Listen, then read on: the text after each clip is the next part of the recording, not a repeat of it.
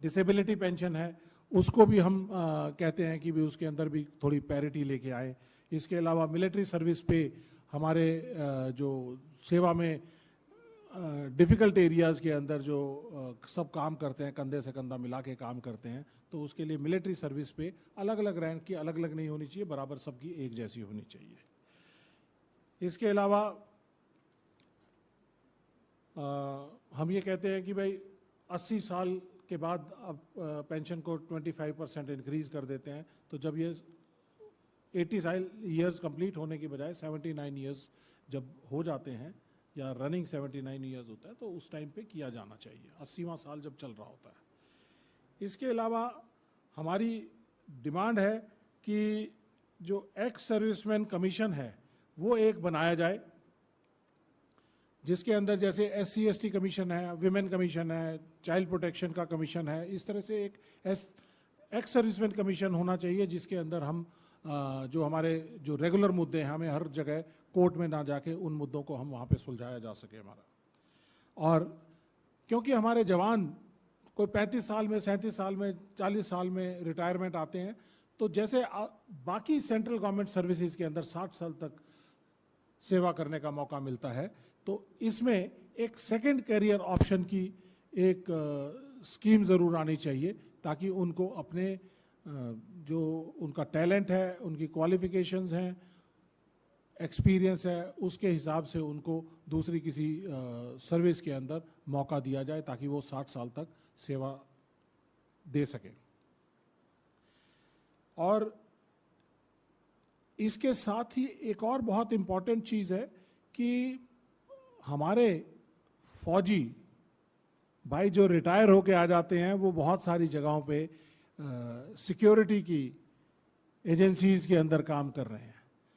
वो देश के सैनिक जिसने अपनी छाती पे बुलेट्स ली हैं, या देश का सैनिक जिसने बॉर्डर के ऊपर तपती हुई धूप के अंदर, जहाँ पे गर्मी इतनी ज़्यादा होती है डेजर्ट एरिया में कि टैंक के ऊपर हाथ लगा दो तो स्किन उस पर चिपक जाती है, या हाई ऑल्टीट्यूड एरिया जहाँ पर ठंड की वजह से -30, 35, 40 डिग्री टेम्परेचर होता है, वहाँ आप लोहे के ऊपर हाथ लगा दो तो आपकी स्किन चिपक जाती है। तो जिन लोगों ने ऐसे काम किए हैं, देश के लिए पूरे जज्बे से काम किए हैं, तो उनको किसी के इंडस्ट्रियलिस्ट के पास या किसी के सामने एक सिक्योरिटी गार्ड की नौकरी करते देखना मुझे शर्म की बात लगती है। तो उनके लिए सेंट्रल गवर्नमेंट ने प्रोविज़न किया था यूपीए सरकार के कार्यकाल में कि 10% रिजर्वेशन सभी जगह पे, सभी कैटेगरीज के अंदर दिया जाएगा। तो उसके तकरीबन 7,82,000 पद खाली पड़े हैं। वो 7,82,000 पद अगर तत्काल भर दिए जाएं तो हमारे बहुत से जवानों को, बहुत से सेवानिवृत्त जवानों को फ़ायदा मिलेगा। ये हमारी एक बहुत बड़ी डिमांड है। और इसके बाद हम ये भी कहना चाहते हैं कि एक कोवेनेंट एक्ट होना चाहिए, जिसमें सरकार सेवानिवृत्त जवानों के बच्चों की, फैमिलीज़ की, जैसे कि यूरोप के अंदर, अमेरिका के अंदर, कनाडा के अंदर, ऑस्ट्रेलिया के अंदर कोवेनेंट एक्ट है, जिसके अंदर सरकार की जिम्मेदारी है कि जो अपने सैनिक हैं, पूर्व सैनिक हैं, उनके बच्चों का, परिवारों का ख्याल रखें। तो ये एक नेशनल जिम्मेदारी होनी चाहिए, देश की एक राष्ट्रीय जिम्मेदारी होनी चाहिए कि उनके परिवारों को इज्जत मिले और उनके लिए ठीक से आदर सम्मान हो। और last but not the least, सबसे इम्पॉर्टेंट, हमारे देश इस टाइम पे बड़ा यंग एवरेज एज है, हमारी 32 साल की उम्र है।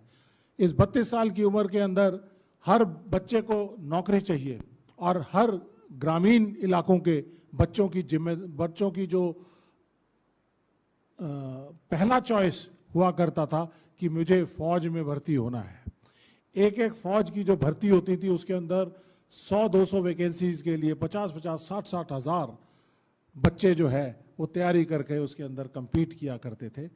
तो हमारी सरकार ने देश की सुरक्षा प्रणाली के साथ खिलवाड़ करने का काम किया है और अग्निपथ स्कीम लागू की है, जिसके अंदर